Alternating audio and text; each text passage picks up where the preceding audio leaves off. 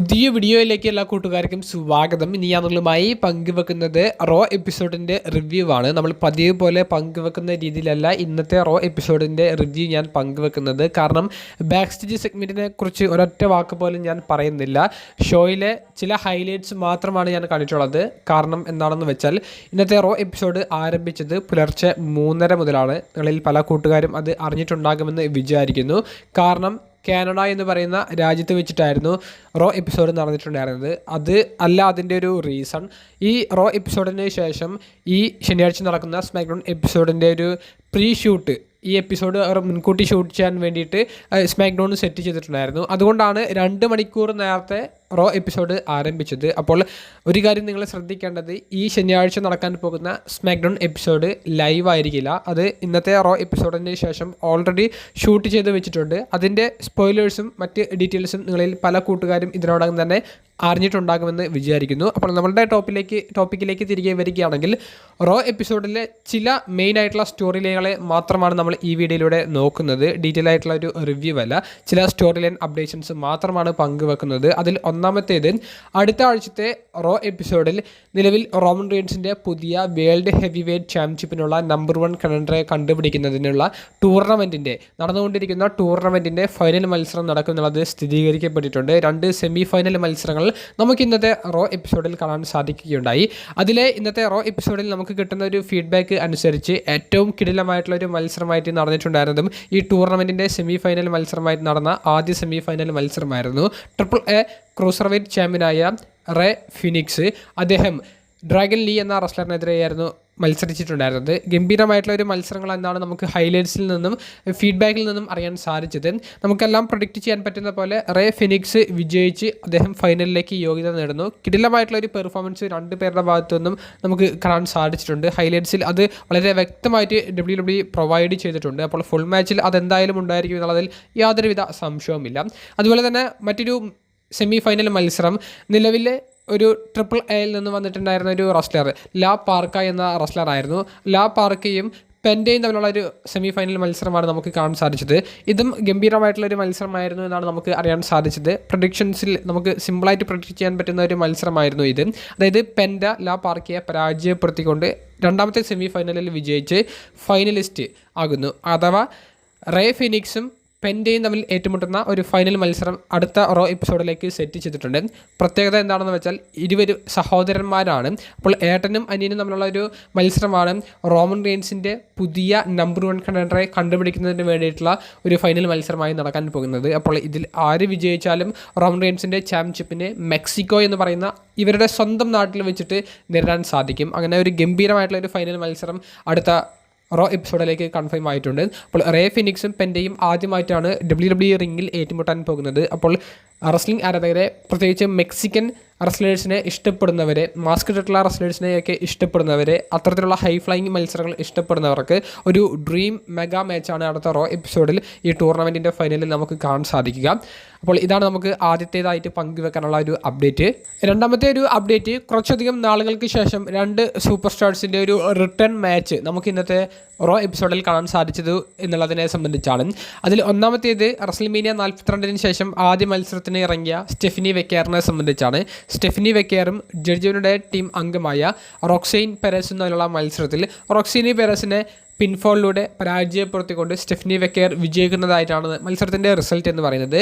Roxanne പെരസിനെ സഹായിക്കാൻ വേണ്ടി പതിവ് പോലെ വുമൻസ് വേൾഡ് ചാമ്പ്യനായ ലിവ് മോർഗനും വുമൻസ് ഇന്റർകോണ്ടിനെന്റൽ ചാമ്പ്യനായ റഗൽ റോഡ്രിഗസും ഈ റിംഗ് സൈഡിൽ ഉണ്ടായിരുന്നു. നമുക്ക് ഹൈലൈറ്റ്സിൽ നിന്ന് മനസ്സിലാക്കാൻ സാധിച്ചത് ബെക്കി ലഞ്ചിൻ്റെ ഒരു ഇടപെടൽ അത് സ്റ്റെഫനി വെക്കേറിൻ്റെ വിജയത്തിന് നിർണായകമായിട്ടുള്ള ഒരു ഘടകമായിട്ടുണ്ട് എന്നാണ്. എന്നാൽ അതിനുശേഷം ബെക്കി ലഞ്ചും സ്റ്റെഫനി വെക്കേറും തമ്മിലുള്ളൊരു വാക്ക് തർക്കം ഉണ്ടായിട്ടുണ്ട് പതിവ് പോലെ എന്നുള്ളത് നമുക്ക് അറിയാൻ സാധിക്കുന്നു.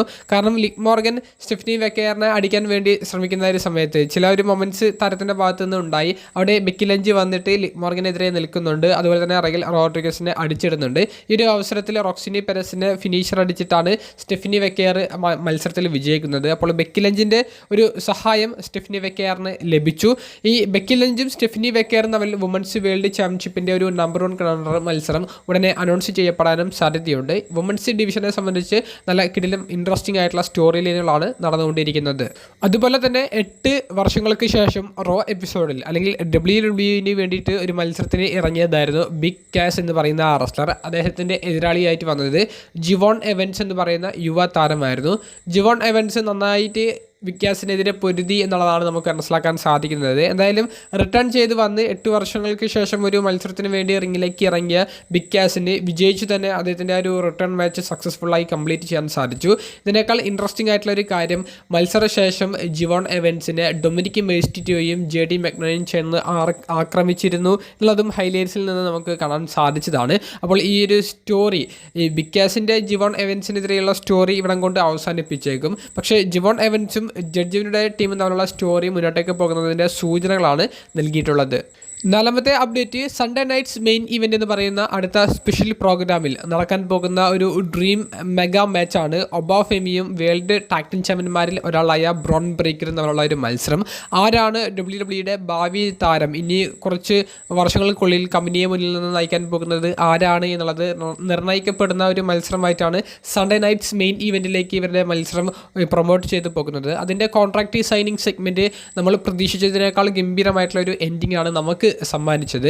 ഹൈലൈറ്റ്സിൽ നിന്ന് നമുക്ക് മനസ്സിലാക്കാൻ സാധിച്ചത് ഒബാഫെമി ഈ ടീമിനെ, വിഷൻ ടീമിനെ ഒറ്റയ്ക്ക് നിന്ന് അടിച്ചിടുന്ന ഒരു രംഗങ്ങളാണ് കാണാൻ സാധിച്ചത്. പ്രത്യേകിച്ച് ഓസ്റ്റിൻ തിയറിയെ ആ ടേബിളിലേക്ക് എടുത്തെറിയുന്ന മൊമെൻറ്റ്, ഈ ബ്രോൺ ബ്രേക്കറിനെ റിങ്ങിൽ നിന്ന് വലിച്ചെറിയുന്ന ഒരു മൊമെൻറ്റ്സ് ഒക്കെ കാണാൻ സാധിച്ചു.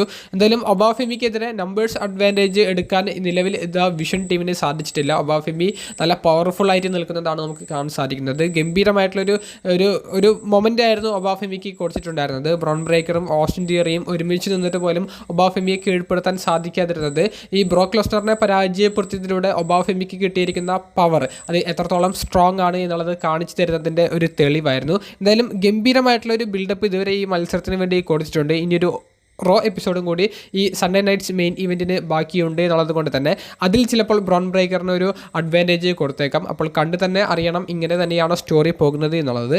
ഒരു കാര്യം വ്യക്തമാണ്, സൺഡേ നൈറ്റ്സ് മെയിൻ ഇവൻറ്റിൽ ഒബാഫെമിയും ബ്രോൺ ബ്രേക്കറും തമ്മിൽ ഏറ്റുമുട്ടാൻ പോകുന്ന മത്സരം നല്ല ഇൻട്രസ്റ്റിംഗ് ആയിട്ടുള്ളൊരു മത്സരമായിരിക്കും എന്നുള്ളത് കൺഫേം ചെയ്യും. ഏറ്റവും അവസാനമായി പങ്കുവെക്കുന്നത് ഇന്നത്തെ റോ എപ്പിസോഡിലെ ഏറ്റവും നിർണായകമായിട്ടുള്ള ഒരു സ്റ്റോറി ലൈൻ നടക്കുന്നത് ബ്ലഡ് ലൈന് അനുബന്ധിച്ചുള്ളതാണ്. ഇപ്പോൾ ബ്ലഡ് ലൈനെ അനുബന്ധിച്ചത് എന്ന് പറയുമ്പോൾ ബ്ലഡ് ലൈൻ സ്റ്റോറി ലൈനിൽ കുറേയധികം കൺഫ്യൂഷൻസ് ഉണ്ടാക്കുന്ന രീതിയിലാണ് റോ എപ്പിസോഡ് അവസാനിച്ചിട്ടുള്ളത്.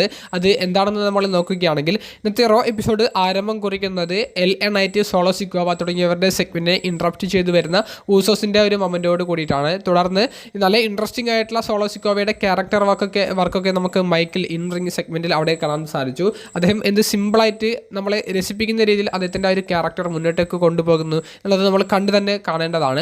അത്ര ഗംഭീരമായിട്ടുള്ള ഒരു വർക്കാണ് സോളോ സിക്കോവയുടെ ഭാഗത്ത് നിന്ന്. അങ്ങനെ മെയിൻ ഇവൻറ്റിലേക്ക് ടാഗ് ടീം മത്സരം സെറ്റ് ചെയ്യുന്നു.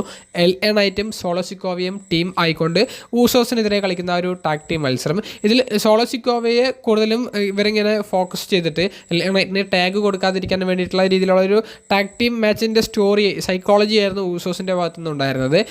പിന്നീട് ഒരു ഹോട്ട് ടാഗ് LA നൈറ്റിന് കൊടുക്കുന്നു. LA നൈറ്റിൻ്റെ ഒരു നല്ലൊരു പ്രകടനം അവിടെ നടക്കുന്നു. പതിവ് പോലെ ഇവരുടെ ഫൈറ്റ് റിങ്ങിന് പുറത്തേക്ക് വരുന്നു.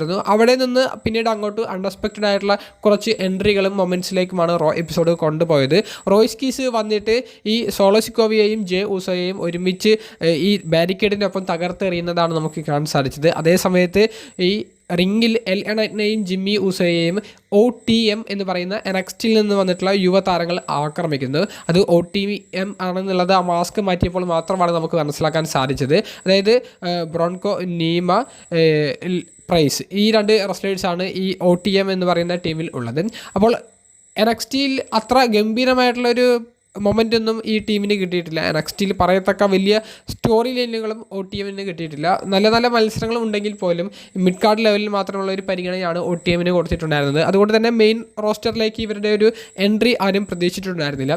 പക്ഷേ ഇത് ഇൻട്രസ്റ്റിംഗ് ആക്കി മാറ്റുന്നത് റോയ്സ് കീസ് കഴിഞ്ഞ കുറച്ച് 2-3 എപ്പിസോഡുകളായിട്ട് ഒരു ആക്രമണത്തെ തുടർന്ന് ആ സ്റ്റോറി ലൈനിൽ നിന്ന് മാറി നിൽക്കുകയായിരുന്നു. ഒരു ഇഞ്ചുറിയൊക്കെ ഉണ്ട് എന്ന് പറഞ്ഞ്. അപ്പോൾ ഇതേ റോയ്സ് കീസ് തന്നെ തിരികെ വന്നുകൊണ്ട് ഈ ഊസോസിനെയും അഥവാ ബ്ലഡിനെയും അതുപോലെ തന്നെ സോളോ സിക്കോവ, LA നൈറ്റ് തുടങ്ങിയവരെയും ആക്രമിക്കുന്നു. Solo Sikoa, LA Knight, Royce Keys ഇവർ സമ്മർ സ്ലാമിൽ ബ്ലഡിനെതിരെ ഒരു 3 അംഗ ടീമായിട്ട് നിന്നിട്ട് അവർ ആ മത്സരത്തിൽ വിജയിച്ചതാണ്. അപ്പോൾ അങ്ങനെയൊക്കെ നോക്കിയാൽ റോയ്സ് കീസിന് ഈ സോളോ സിക്കോവ, LA നൈറ്റ് തുടങ്ങിയവർക്കെതിരെ ഒരു പ്രശ്നമുണ്ട് എന്നുള്ള രീതിയിൽ അവർ കാണിച്ചിട്ടില്ല. അവർക്കിടയിൽ ഒരു സുഹൃത്തുക്കളാണ് എന്ന നിലയിലേ കാണിച്ചിട്ടുള്ളൂ. സോളോ സിക്കോവ മെൻ്റലി റോയ്സ് കീസിനെ തളർത്താൻ നോക്കിയിട്ടുണ്ടെങ്കിലും കൂടെ നിർത്താൻ നോക്കിയിട്ടുണ്ടെങ്കിലും റോയ്സ് കീസ് അത്തരത്തിൽ വലിയൊരു ഫിസിക്കലായിട്ടുള്ളൊരു ബാറ്റിലേക്ക് സോളോ സിക്കോവയ്ക്കെതിരെ പോയിട്ടില്ല. എതിരെ അങ്ങനെ പോലും നമ്മൾ ചിന്തിക്കുന്നില്ല. ഇതേ താരങ്ങളെ ഈ ഊസോസിനെ ആക്രമിക്കുന്നതിൻ്റെ ഒപ്പം റോയ്സ് കീസ് സ്റ്റീൽ സ്റ്റെപ്പിലൂടെ ആക്രമിക്കുന്നത് തന്നെയാണ് നമുക്ക് റോ എപ്പിസോഡിലും കാണാൻ സാധിച്ചത്. അപ്പോൾ ബ്ലഡ് ലൈൻ നിലവിലൊരു ഹീൽ ക്യാരക്ടറിൽ നിൽക്കുന്ന ബ്ലഡ് ലൈനെതിരെ ഇപ്പോൾ റോയ്സ് കീസും OTM വന്നിട്ട് ഈ ഒരു ആക്രമണം കാഴ്ചവെച്ചതിലൂടെ ബ്ലഡ് ലൈൻ തിരികെ ഒരു ഫേസ് ആയിട്ട് മാറുന്നുണ്ടോ? ഇനിയിപ്പോൾ സോളോ സിക്കോവ, LA നൈറ്റ് തുടങ്ങിയവർക്ക് ഈ ഒരു സ്റ്റോറി ലൈനിൽ എന്ത് റോള്? റോയ്സ് കീസ് ശരിക്ക് ഈ സോളോ സിക്കോവ, LA നൈറ്റ് ഇവർക്കെതിരെയാണോ സ്റ്റോറി ചെയ്യുന്നത്, അതോ ഊസോസ് ബ്ലഡിനെതിരെയാണ് സ്റ്റോറി ചെയ്യുന്നത്? അങ്ങനെയുള്ള വലിയ വലിയ കൺഫ്യൂഷൻസ് ഓൾറെഡി ഉണ്ടാക്കിയിട്ടുണ്ട്. ഈ കൺഫ്യൂഷൻസ് അതെന്തായാലും നല്ലതാണ് എന്നാണ് എൻ്റെ ഒരു അഭിപ്രായം. കാരണം അടുത്ത റോ എപ്പിസോഡ് കാണാനുള്ള ഒരു ഇൻട്രസ്റ്റ് വർദ്ധിക്കും. എന്തായാലും റോയ്സ് കീസ്, OTM തുടങ്ങിയവരുടെ ഒരു വരവ് ആരും എക്സ്പെക്റ്റ് ചെയ്തിട്ടുണ്ടായിരുന്നില്ല. ഒരു വെബ്സൈറ്റിനും പോലും ഇത് ബ്രേക്ക് ചെയ്യാൻ സാധിച്ചിട്ടുണ്ടായിരുന്നില്ല. അപ്പോൾ അത്രയും സീക്രട്ടാക്കിയിട്ട് നടത്തിയിട്ടുണ്ടായിരുന്ന ഒരു സ്റ്റോറി ലൈൻ അഡാപ്ഷൻ ആയിരുന്നു. എന്തായാലും റോ എപ്പിസോഡിൻ്റെ എൻഡിങ്ങിൽ ഇത്ര അൺഎക്സ്പെക്റ്റഡ് ആയിട്ടുള്ള മൊമെൻറ്റ്സ് കൊണ്ടുവരുന്നത് അത് തുടർന്നുള്ള റോ എപ്പിസോഡിൽ കാണാനുള്ള ഒരു ഇൻട്രസ്റ്റ് വർദ്ധിപ്പിക്കും. പ്രത്യേകിച്ച് ഇപ്പോൾ റോമൻ റീൻസിൻ്റെ വേൾഡ് ടൈറ്റിലിനെ സംബന്ധിച്ച് റോയ്സ് കീസ് എന്തായാലും ഒരു എതിരാളിയായിട്ട് കയറി വരും. ഒരു നമ്പേഴ്സ് അഡ്വാൻറ്റേജ് ആയിരുന്നു റോയ്സ് കീസിന് എതിരെ ബ്ലഡിന് ഉണ്ടായിരുന്നത്. അതിനി എന്തായാലും ഉണ്ടാകില്ല. OTM എന്ന് പറയുന്ന പുതിയ NXTയിൽ നിന്ന് വന്നിട്ടുള്ള ഒരു ടാഗ് ടീം റോയ്സ് കീസിൻ്റെ കൂടെ ഉണ്ടായിരിക്കും. ഇനി റോമൻ റീൻസിന് ഈ ലൂച്ച റെസ്ലേഴ്സ് മാത്രം പങ്കെടുക്കുന്ന ടൂർണമെൻറ്റിൽ വിജയിച്ച് വരുന്ന റേ ഫിനിക്സിനെയോ പെൻഡിയെയോ നേരിടേണ്ട ഒരു സിറ്റുവേഷനാണ് ഇനിയുള്ളത്. ഇത് മാത്രമല്ല, അപ്പുറത്ത് സോളോ സിക്കോവയും LA നൈറ്റും അവരുടെ ആവശ്യങ്ങൾക്ക് വേണ്ടി അവരുടെ ഒരു ടൈറ്റിൽ ഷോട്ടിന് വേണ്ടി വെയിറ്റ് ചെയ്യുന്നുണ്ട്. ഇതേ സമയത്ത് ജേക്കബ് ഫാറ്റു ആണെങ്കിൽ റോമൻ റീൻസിനെ അടിക്കുന്നത് നോക്കി നിൽക്കുന്നതേ കാണാൻ സാധിച്ചിട്ടുള്ളൂ. അപ്പോൾ റോമൻ റീൻസിൻ്റെ സ്റ്റോറി ലൈനുകളൊക്കെ സ്റ്റെപ്പ് ബൈ സ്റ്റെപ്പായിട്ട് സെറ്റ് ചെയ്ത് വെച്ചിട്ടുണ്ട്. ഓരോരുത്തർ കഴിഞ്ഞാൽ ഇനി ഓരോരുത്തർ കയറി വന്നാൽ മാത്രം മതി. അത്രയ്ക്ക് സെറ്റാക്കിയിട്ട് അദ്ദേഹത്തിൻ്റെ സ്റ്റോറി ലൈനുകൾ നിലവിൽ അവർ വർക്കൗട്ട് ചെയ്ത് വെച്ചിട്ടുണ്ട്. എന്തായാലും അടുത്ത റോ എപ്പിസോഡിൽ റോമൻ റീൻസ് വരും എന്നുള്ളൊരു വാർത്തയാണ് പുറത്തേക്ക് വരുന്നത്. നമുക്ക് കണ്ടു തന്നെ അറിയാം എന്തൊക്കെയാണ് റോ എപ്പിസോഡുകളിൽ റോമൻ റീൻസിന് വേണ്ടിയിട്ട് അവർ ഒരുക്കി വെച്ചിട്ടുള്ളത് എന്നുള്ളത്. റോ എപ്പിസോഡ് ഇപ്പോൾ മസ്റ്റ് വാച്ച് എന്നുള്ളൊരു രീതിയിലേക്ക് മാറിക്കഴിഞ്ഞിട്ടുണ്ട്. സമ്മർ സ്ലാമിന് ശേഷം ഗംഭീരമായിട്ടുള്ളൊരു വർക്ക് തന്നെയാണ് റോ എപ്പിസോഡിൻ്റെ ക്രിയേറ്റീവ് ടീം ചെയ്തുകൊണ്ടിരിക്കുന്നത്. നിങ്ങളുടെ അഭിപ്രായങ്ങൾ കമൻറ്റ് ബോക്സിൽ രേഖപ്പെടുത്തുക. അപ്പോൾ അടുത്തൊരു വീഡിയോയുമായി ഉടനെ കാണുന്നത് വരെ ബൈ.